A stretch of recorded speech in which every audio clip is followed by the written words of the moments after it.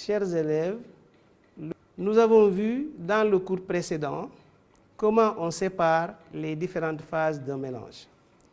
Et parmi ces méthodes de séparation, nous pouvons citer celles que nous avons rencontrées, à savoir la décantation, la filtration et la distillation. Parmi ces différentes méthodes, il y a une qui conduit à un corps pur. Laquelle? C'est la distillation. Le résultat provenant de la distillation, comment est-il nommé? Le distillat. L'objectif de notre TP d'aujourd'hui est d'analyser un résultat provenant de la distillation. Et comme exemple précis, nous allons prendre l'eau distillée.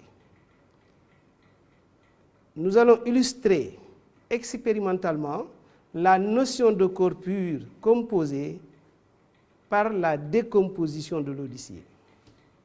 Pour mener cette analyse, réalisons le montage ci-après.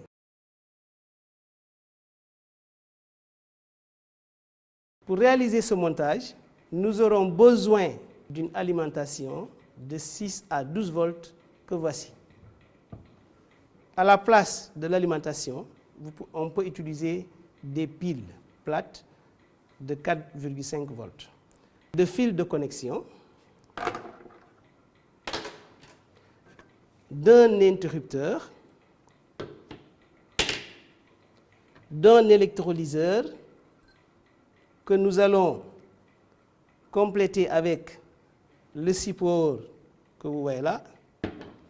Et l'électrolyseur, j'en profite pour vous le présenter. Cette partie, qui est la partie la plus importante de l'électrolyseur, c'est la cuve de l'électrolyseur, est en verre. Et si vous regardez à l'intérieur de la cuve de l'électrolyseur, font jaillir deux tiges métalliques que nous allons appeler des électrodes, supportées par cette tige métallique. D'une boîte d'allumettes, de deux tubes à essai et en produit, nous aurons besoin, en plus de l'eau distillée que nous voulons analyser, d'une solution d'acide sulfurique. À la place aussi, il est possible d'utiliser une solution de soude ou bien une solution d'acide chlorhydrique. Tout à l'heure, en présentant le matériel, j'ai omis la lampe qui va nous servir de lampe témoin. Pourquoi témoin? Parce que vous savez que si une lampe est traversée par du courant, elle émet de la lumière. Dans la réalisation d'un tel montage, il faut veiller aux mesures de sécurité suivantes. Ne pas employer de l'acide chlorhydrique. La solution d'acide ou soude à choisir ne doit pas attaquer ni les électrodes que je vous ai montré tout à l'heure au niveau de l'électrolyseur, ni les joints d'étanchéité que vous voyez là de l'électrolyseur. Dans la réalisation toujours d'un tel montage, il faut veiller aussi aux précautions habituelles pour la manipulation des acides. S'abstenir de faire l'expérience sous tension supérieure à 12 volts, mais aussi utiliser de l'acide sulfurique à la place de l'acide chlorhydrique pour éviter l'attaque des électrodes ou bien de l'étanchéité de l'électrolyseur. Déroulons maintenant ce TP en suivant les étapes ci-après. Réalisons le circuit électrique. Là, pour réaliser le circuit, on se base sur le schéma expérimental et on part de la borne positive et en respectant l'ordre de succession des appareils dans le schéma, ou bien aussi on peut commencer par la borne négative et terminer par la borne positive. L'essentiel, c'est de suivre l'ordre dans lequel les appareils ont été schématisés dans le dispositif expérimental. Là, je commence par la borne négative. Ce fil va au niveau d'une des électrodes de l'électrolyseur que que vous avez là. Je sors de l'autre borne de l'électrolyseur. En sortant de l'une des bornes de l'électrolyseur, je vais à l'une des bornes de la lampe. Je sors de cette borne de la lampe et je vais au niveau de l'interrupteur. De l'interrupteur, je termine par la borne positive. D'où le circuit expérimental. Introduisons de l'eau distillée jusqu'à immerger les électrodes. Le circuit étant ouvert, coiffons maintenant chacune de ces électrodes avec un tube à essai rempli d'eau distillée au préalable.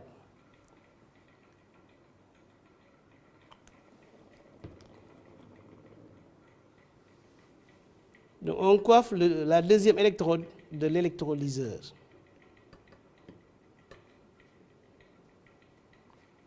Fermons l'interrupteur et observons.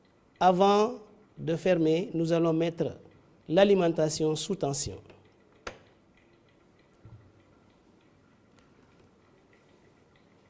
Là, je ferme l'interrupteur.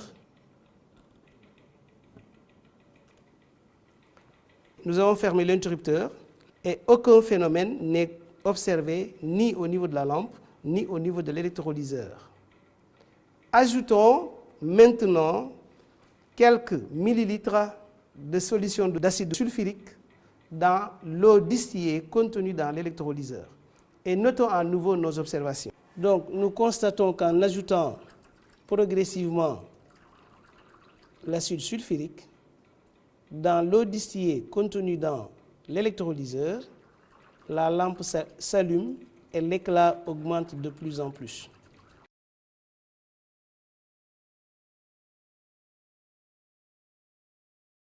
Nous observons aussi qu'il y a un dégagement de gaz qui se produit au niveau de chaque électrode. Sortons le tube, coiffant l'électrode reliée à la borne négative du générateur.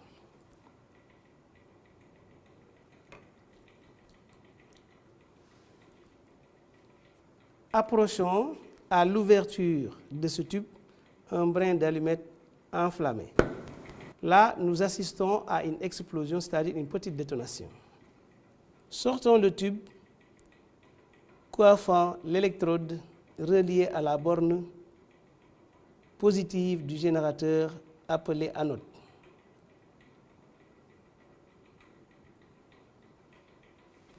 Et approchons une bûchette incandescente à l'ouverture de ce tube.